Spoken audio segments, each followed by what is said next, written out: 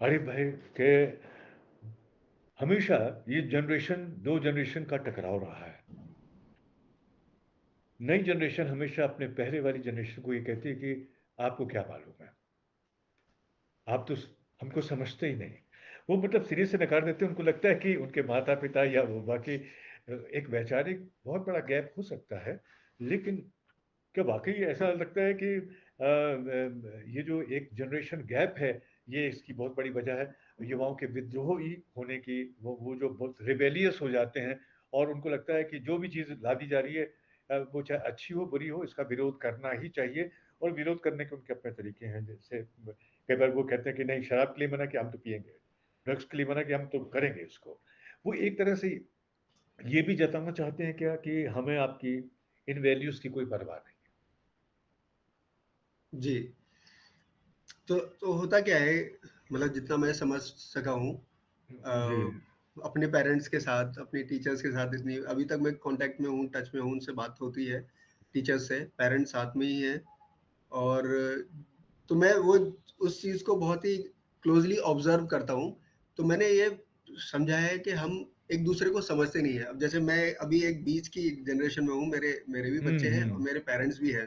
तो मैं वो गैप जो है दोनों तरफ देख सकता हूँ, जी। ऑब्ज़र्व कर सकता हूँ कि क्या क्या हो रहा है उसमें। तो ज़रूरत ये होती है कि हम सुनें एक-दूसरे को, एक-दूसरे की बात समझें और हम उस डायरेक्शन में ना जाएँ कि हम उनको सिर्फ़ कमांड कर रहे हैं कि आपको यही करना है, ऐसा ही करना है। उनको उनको ऑप्शन दें, उनको सारे रास्ते बताएँ, उनको कॉन्सिक्वेंस बताएँ। उसके जो नतीजे होंगे, जी, अब जी, जी। हम जो है कोशिश करते हैं कि जैसे मान लीजिए एक काम कर लिया किसी ने, तो हम बताते हैं कि जैसे मान लीजिए ड्रग्स ले लिया, लेना शुरू कर दिया, उसकी हेल्थ डिग्रेड हो रही है, उसको जो पढ़ाई में जो उसको मार्क्स आने चाहिए वो नहीं आ रहे हैं, तो हम उसको स्कोल्ड करते हैं, हम उसको है ना, सुनाते हैं सिर्फ, हाँ जी, भला जी। भला बुरा कहते हैं हम। बिल्कुल सही है। हमें वो काम पहले ही करना चाहिए कि हम उनको नतीजे बताएं कि इस डायरेक्शन में जाओगे तो ये होगा, इस डायरेक्शन में जाओगे तो ये होगा। अभी मैं एक एग्जांपल देता हूँ, मेरे पास कुछ स्टूडेंट्स आते हैं। अभी एक 7 साल का बच्चा, सिर्फ 7th क्लास में है, तो मतलब 12 साल का बच्चा। अब मैंने उससे पूछा कि क्या कितने मार्क्स आए यहाँ पे वाले एग्जाम में, तो उसने मुझे फटाफट बहुत ही स्मार्टली और बहुत कॉन्फिडेंस के साथ जवाब दिया उसने। मतलब देख सुनकर लग ही नहीं रहा था कि ये गलत बोल रहा होगा। ठीक है। तो बाद में उसके भाई ने बताया कि ये 8 में से 4 सब्जेक्ट में फेल है। हुँ। ठीक है। तो मैंने तो उसको फिर वो मेरा सामना नहीं कर पा रहा। तो फिर मैंने धीरे-धीरे उसको बताया कि मतलब फेल होना इतनी कोई बुरी बात नहीं है। फेल होना, फेलियर जो है वो सक्सेस का ही एक ऐसा समझ लीजिए आपने एक कदम है। ठीक है। जी, जी, जी। जैसे failure is the stepping stone to success, ये बहुत बचपन से सुनते आए हैं कि ये जी, जी। उसी का एक अगला कदम है। उसके धीरे-धीरे बात समझ में आई, तो मैंने उसको एक टास्क दिया कि उसने अपने पेरेंट्स को भी नहीं बताया था। मैं कहा आप अपने फादर को बताओगे आज जाकर और फिर मुझे बताना कि क्या जवाब मिला और कैसा आपने महसूस किया।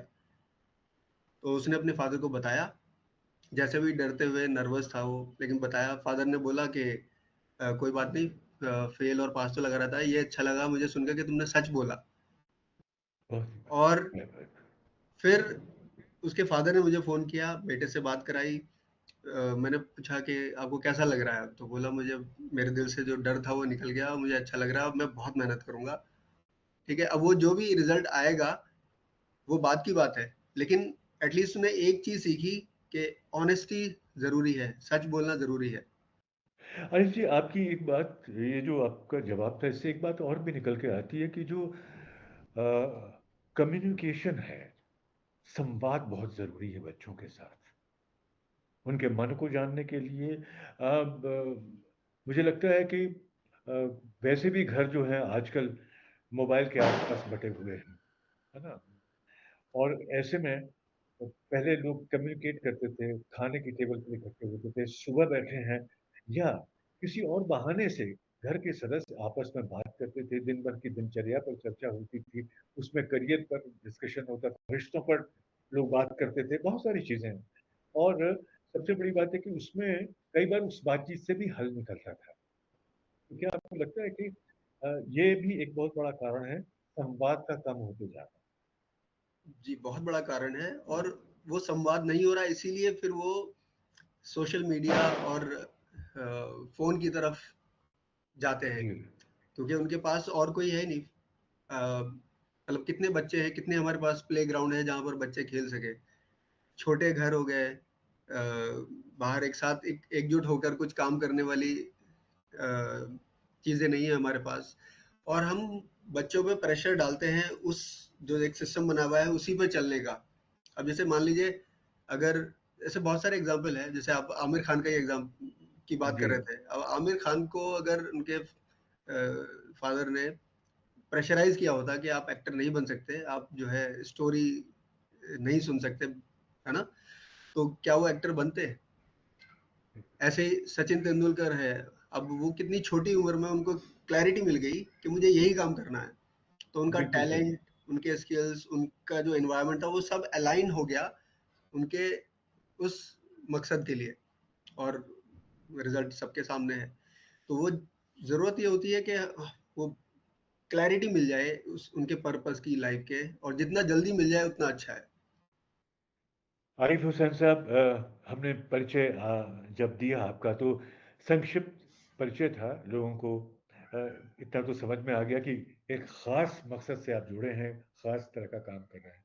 लेकिन अब मैं थोड़ा सा विस्तार में जाना चाहता हूँ कि युवाओं को लेकर के जो आप काम कर रहे हैं वो किस तरह का काम है, और अब तक कितने युवाओं के संपर्क में आप आए उन्हें, क्योंकि हमने तो कहा कि हजारों की बात हमने की है, लेकिन उसमें किस किस तरह के युवाओं की कौन कौन सी समस्याओं को आपने ठीक किया, और किस तरह से आप ये काम करते हैं, कैसे लोग आपसे अप्रोच करते हैं, मिलते हैं, आप तक पहुंचते हैं, इसके बारे में बताइए। और जो लोग आपको सुन रहे हैं इस वक्त वो आप तक कैसे पहुंचे, इसके बारे में भी बताइए।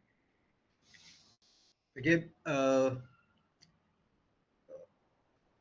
2020 में कोविड के दौरान ही मुझे ये समझ आया कि मुझे ऐसा कुछ करना चाहिए जिससे कि मैं डायरेक्टली लाइफ पर इम्पैक्ट डाल सकूँ लोगों की, जो जितना भी मैंने अपनी लाइफ से सीखा है। और मुझे लगता है मैं बचपन से ही एक ऑब्जर्वर रहा हूँ, तो मैं शायद उतना अच्छा दूसरों को समझा ना पाऊँ, बट मैं ऑब्जर्व बहुत अच्छे से करता हूँ, ऐसा मुझे लगता है। गुड। गुड। तो वो चीज़ें जब मैं, जैसे लोग मुझसे मिलते थे पहले भी, और मैं उनकी लाइफ के बारे में कुछ प्रॉब्लम सुनता था या कुछ मैं देखता था उनके चैलेंजेस, और मैं उनसे बस बात करता था, तो मेरे समझ में आ जाता था कि कहाँ पर वो प्रॉब्लम है, कि कहाँ वो छोटी सी बारीक जो चीज़ है क्या बदलने की ज़रूरत है। और वो उनसे वो छोटा सा चेंज करने से बड़ा बहुत अच्छे रिजल्ट्स आए उन लोगों की लाइफ में। तो फिर मैंने ये प्रोफेशनली करना शुरू कर दिया, क्योंकि कोविड के दौरान मुझे पता चला कि ज़रूरत भी है इसकी। और मतलब ह्यूमन बिहेवियर के आप बहुत अच्छे डॉक्टर बन गए, आपको फौरन डायग्नोस करना आ गया कि आप अ, समस्या कहाँ पर है। हाँ, मतलब मैंने ट्रेनिंग भी ली उसकी, सीखा भी, अच्छा। वो सब बाद में हुआ। लेकिन मैं कर पाता था ऑब्जर्व। और तो इसी दौरान जैसे अलग-अलग प्रॉब्लम से जुड़े हुए लोग मुझे मिलते रहे। जैसे जैसे आप एडिक्शन की बात कर रहे थे, ठीक है? ड्रग जी। एडिक्शन, कुछ ड्रग एडिक्ट भी मेरे पास आए, कुछ जो गैम्बलिंग का जिनको एडिक्शन था वो, कुछ जिनको पोर्नोग्राफी का एडिक्शन था वो। और किस तरह से वो चीज़ें उनकी लाइफ पे असर डाल रही है। मतलब वो चाहते हैं, उनका उनकी निकलना। लाइफ में गोल्स है, वो चाहते हैं निकलना और कुछ अपनी लाइफ में बनना, कुछ पाना चाहते हैं। तो ये लोग मुझसे जुड़े और धीरे-धीरे हमने साथ में काम किया। ऐसा नहीं कि मैं सारा काम मैंने किया। मैं, क्योंकि बाहर से आप सिर्फ़ है ना, कुछ चीज़ें उनके सामने रख सकते हैं। तो एज़ ए कोच मैं उनके जी। सामने चीज़ें रखता हूँ कि आप ये रास्ता जिस पे चल रहे हैं, ये चलते जाएँगे तो कॉन्सिक्वेंस ये है। और अगर एक दूसरा रास्ता भी है, ऑप्शन है, तो यूजुअली लोग दूसरा जो बेहतर ऑप्शन है उसको ही चुनते हैं, और क्योंकि वहाँ पर उनकी मंज़िल उनको बेहतर दिखती है। तो ऐसे करके मतलब 8,000 से ऊपर अभी तक लोग, क्या बात है। प्रोफेशनल्स भी और स्टूडेंट्स भी, उनको मैं अपनी वर्कशॉप्स के थ्रू और वन टू वन कोचिंग के थ्रू मैं इम्पैक्ट डाल चुका हूँ। और उसमें होता क्या है कि एक तो जो सबसे पहला स्टेप है जो जिस पर हम काम करते हैं वो है उनको अपने बारे में अवेयरनेस हो जाती है कि उनके लिए क्या चीज़ें हैं जो बहुत इम्पोर्टेंट है। उनकी ऑनेस्टी है, उनके लिए ग्रोथ है, उनका जस्टिस है, किसी के लिए सिंसियरिटी हो सकता है, किसी के लिए मनी हो सकता है। फिर वो देख ये भी होता है कि कुछ चीज़ें कॉन्फ्लिक्ट क्रिएट करती है। जैसे सोसाइटी में जी मनी के बारे में एक मिथ है, एक अवधारणा है कि जी पैसा जो है बुरी चीज़ है, लेकिन जो भी काम करना है उससे पैसा अर्न भी करना है। तो जो लोग इस धारणा के साथ जी रहे हैं कि भाई पैसा बुरी चीज़ है और काम भी करना है पैसे के लिए, तो वो उनके दिमाग में ही कॉन्फ्लिक्ट चलता रहता है, एक लड़ाई चलती रहती है, जिसकी वजह से पैसे से उनकी रिलेशन अच्छी नहीं बनती। बिल्कुल सही बोल रहे एक और बहुत आम चीज़ आपको देखने को मिल रही होगी, मैं तो बहुत क्लोज़ली देख रहा हूँ कि जो युवा है उनके रिलेशनशिप अच्छे नहीं चल रहे, बहुत जल्दी वो एक से दूसरा, दूसरे से तीसरा रिलेशनशिप जी में जी। जा रहे हैं। तो मैं वो इस पे भी आने वाला था सवाल पे, इस सवाल पे आने वाला था मैं, लेकिन अच्छा हुआ आपने खुद बोल दिया जी। तो वो भी क्या है, एक बिलीफ सिस्टम स्प्रेड हो रखा है कि शादी है ना, जैसे हम पहले सुनते थे कि शादी एक ऐसा लड्डू है जो खाए वो भी पछता है, जो ना खाए वो भी पछता है। जी लेकिन जी बहुत अच्छे ऐसे आइडियल कपल्स मैंने अपनी लाइफ में देखे हैं जो बहुत अच्छा एक दूसरे को सपोर्ट करते हैं, कंट्रीब्यूट करते हैं एक दूसरे की लाइफ में और अच्छे खुशी के साथ जी रहे हैं। एक आइडियल फैमिलीज उन्होंने क्रिएट की है। और लेकिन दूसरी तरफ दूसरे भी लोग हैं जो जिनमें आपस में है ना कभी कुछ कॉमन होता ही नहीं है। ठीक है। बिल्कुल सही बात सही बात। तो तो जो वो बिलीफ स्प्रेड हो रही है और जो वो अंदर मानते हैं उसमें अगर कॉन्फ्लिक्ट है तो वो खुशी के साथ नहीं जी पाते हैं। तो पहला तो स्टेप हम अवेयरनेस क्रिएट करते हैं कि भाई आपको क्या पसंद है। उसको भूल जाइए कि बाहर क्या चल रहा है दुनिया में, पहले वो बाद में देखेंगे, पहले खुद को देखते हैं। फिर उसके बाद उनका विजन क्या है लाइफ में, उसकी क्लैरिटी हासिल करते हैं। और फिर वो देखते हैं, क्योंकि क्योंकि उन्होंने अपनी अवेयरनेस के बाद अपना विजन तैयार किया है, तो जी चांसेस हैं कि वो अलाइंड होता है। और जब अलाइंड है तो फिर उसके लिए वो जी जान लगा देते हैं और फिर हासिल करते हैं। मेरा आखिरी सवाल आपसे कि जी। जब ऐसे भटके हुए लोग जो आपकी सलाह पर राह पर आ जाते हैं या जिनकी जिंदगी को आपने संवार दिया है, वो कुछ बन गए हैं, उनको देख करके कैसा लगता है आपको? अ, मतलब ऐसा समझ लीजिए कि एक एक लाइन जो मुझे टेक्स्ट आती है या जी लोग जो बोलते हैं या जो टेस्टिमोनियल भी कई बार रिकॉर्ड करके भेज देते हैं, तो ऐसा लगता है कि ज़िंदगी सफल हो गई, ये ज़िंदगी का जो भी पर्पस था वो हासिल हो गया। तो कोई उससे यादगार उससे बड़ा कोई संस्मरण, कोई कोई यादगार वाकया है, कुछ याद आता है आपको कोई जो भुलाए नहीं भूलता और लोगों के लिए भी बहुत ज्यादा इंस्पायरिंग हो? मतलब बहुत है। हर क्लाइंट मेरे लिए स्पेशल है एक्चुअली, जिनको है ना जी वन टू वन किया है, जिनके साथ मैंने काम, तो हर क्लाइंट मेरे साथ वो स्पेशल है। अब जैसे एक ये यंग बिजनेसमैन है, फादर की कंपनी रन कर रहे थे, और क्योंकि फैमिली में सबसे छोटे थे तो उनको क्या था, डिसीजन की आज़ादी नहीं थी उनके पास। डिसीजन हमेशा बड़ा भाई लेता था। जी जी तो जो भी इन्वेस्टमेंट के जो डिसीजंस होते थे वो बड़ा भाई लेता था। जो ट्रैवलिंग का काम था वो बड़ा भाई करता था। क्यों? उनको कहा जाता कि भाई तुम बचपन से उनको कहा गया कि अगर आप ट्रैवल करोगे तो आप बीमार हो जाओगे। अब वो बचपन के लिए वो ठीक है कि 8-10 साल का बच्चा है, हम्म। उसको अगर ये बात अगर बोली जाए कि आप रोड क्रॉस ना करो, टक्कर लग जाएगी, वहां तक ठीक है। अब वो बच्चा हो गया 30 ईयर्स का, अब अभी भी वो नहीं जा पा रहा, तब ये प्रॉब्लम हो गया। तो वो जो प्रोटेक्शन के लिए जो बात कही गई थी पहले उसको, जी जी अब वो उसकी जी प्रॉब्लम जी हो गई उसकी लाइफ की सबसे बड़ी। तो ये जो क्लाइंट की जिसकी मैं बात कर रहा हूँ, तो प्रोग्राम के दौरान, कोचिंग के दौरान ही उन्होंने अब्रॉड तक ट्रैवल करना शुरू कर दिया खुद से। जी जी। ठीक है, अफ्रीका कोई तक चले बहुत गए। जी।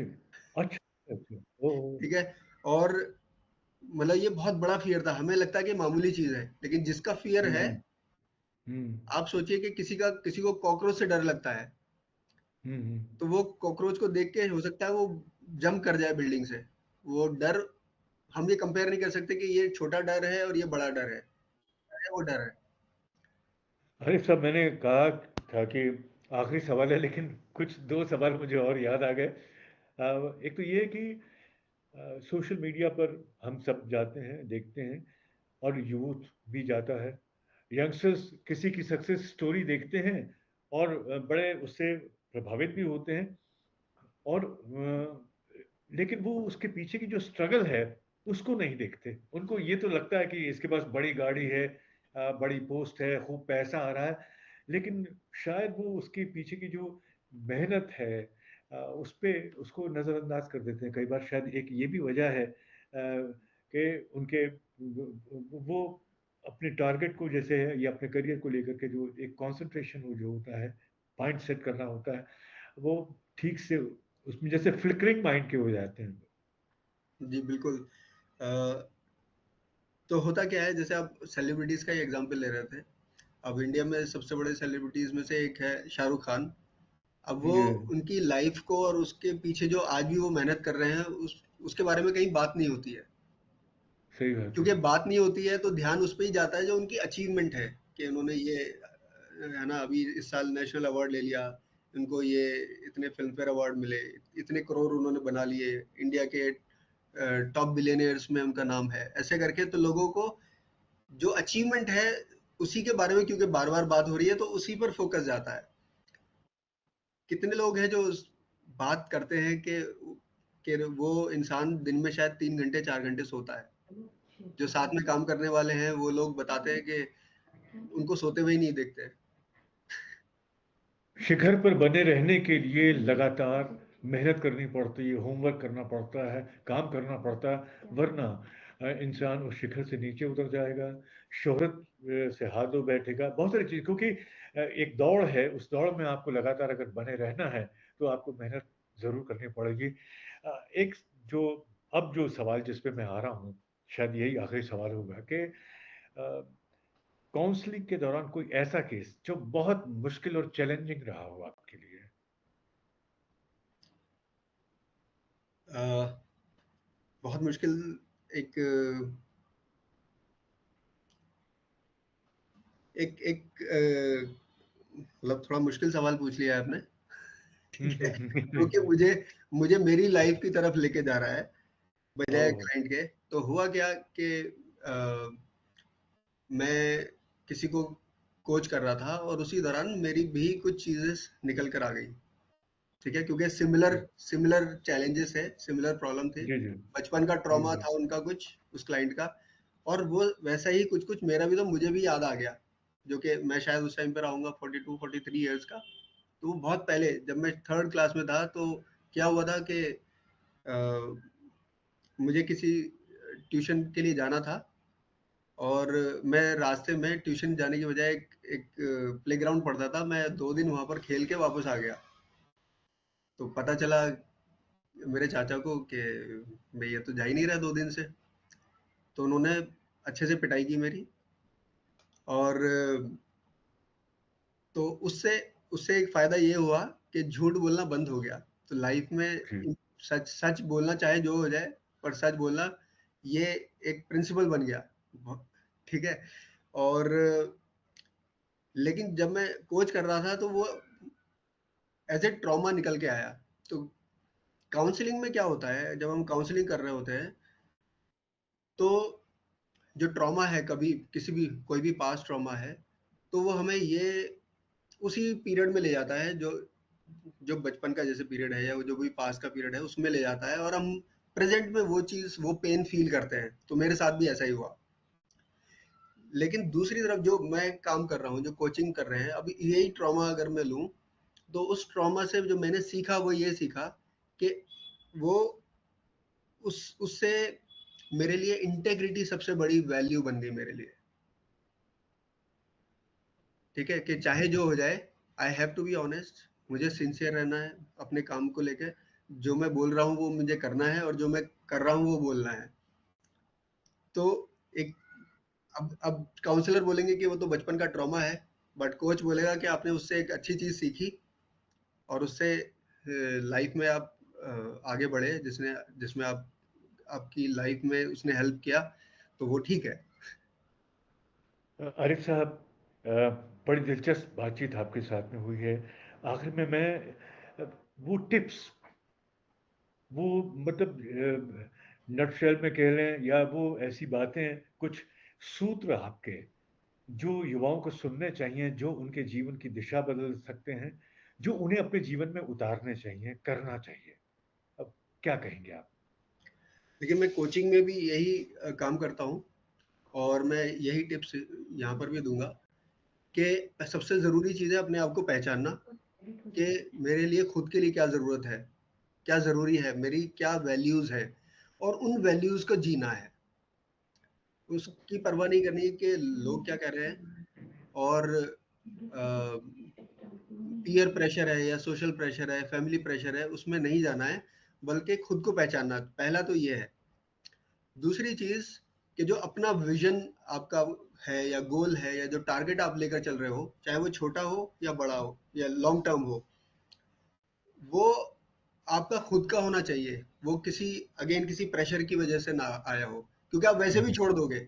मान लीजिए फैमिली प्रेशर की वजह से इंजीनियरिंग कर ली, पता चलेगा कि इंजीनियरिंग हो नहीं रही है, तो आप बैंकिंग में लगे हुए हो, हम्म। या बैंकिंग की भी वो, जॉब नहीं मिल रही है, जो कि आज ज़्यादा हो रहा है हमारे साथ। जी ठीक है, जी। पहले तो जॉब्स थी अवेलेबल। मुझे याद है, मतलब मेरे फादर बताते हैं कि बैंक की जॉब के लिए घर आते थे कि भाई आपने ग्रेजुएशन की हुई है, आप हाँ, जॉब ले बिल्कुल। लीजिए। हाँ, ठीक है, क्योंकि पहले जॉब ज़्यादा थी, पढ़े लिखे लोग कम थे, अभी पढ़े लिखे लोग ज़्यादा हैं और जॉब्स कम है। तो हमें ये बहुत ज़रूरी है कि खुद को पहचाना और उसके हिसाब से काम करना। अब जैसे आप हैं, जी जी। आपने अपने लिए एक नाम बनाया अपने लिए। ऐसे कितनी सारी फ़ील्ड्स हैं, चाहे वो जर्नलिज़्म हो, चाहे वो जी स्पोर्ट्स हो, चाहे अभी कोचिंग एक एक नई बहुत बड़ी सेगमेंट में देख रहा हूँ, जी काउंसलिंग है, ये जी जी। पहले सुनने को नहीं मिलता था। बिल्कुल सही बात है। ठीक है, बिल्कुल सही लेकिन बात है। आज इनकी ज़रूरत है। और तो आप अपना विज़न बनाएँ, अपना एक मिशन बनाएँ और उसके लिए काम करें। तीसरी चीज़ है कि शॉर्ट टर्म ग्रेटिफिकेशन के लिए कुछ ना करें। ये चाहे वो ड्रग्स है या पोर्नोग्राफी है या सोशल मीडिया है, ये हमें वो डोपामाइन हिट देते हैं, हमें वो अच्छा महसूस कराते हैं थोड़ी देर के लिए। तो हमें वो शॉर्ट टर्म ग्रेटिफिकेशन वाली चीज़ें करनी ही नहीं है। हमें हमेशा लॉन्ग टर्म देखना है कि इसका, जो भी मैं काम करने जा रहा हूँ, इसका महत्व और इसका इम्पैक्ट, इसका कॉन्सिक्वेंस 25 साल बाद क्या होगा, 10 साल बाद क्या होगा। गुड। तो अगर तो आपको चुनने में आसानी होगी, तो आप जो आप जी। चॉइसेस करेंगे, जो डिसीजन लेंगे लाइफ के, वो बेटर होंगे। तो अगर ये 3 चीज़ें इस्तेमाल करते हैं, तो मुझे लगता है कि आप एक सही दिशा में जाएँगे और बढ़ते जाएँगे। आरिफ साहब, मैं किन शब्दों में आपका शुक्रिया अदा करूं, इस दुनिया को बेहतर बनाने के लिए, और ख़ास तौर से हमारे नौजवानों की दुनिया को बेहतर बनाने के लिए बहुत बहुत शानदार काम कर रहे हैं आप।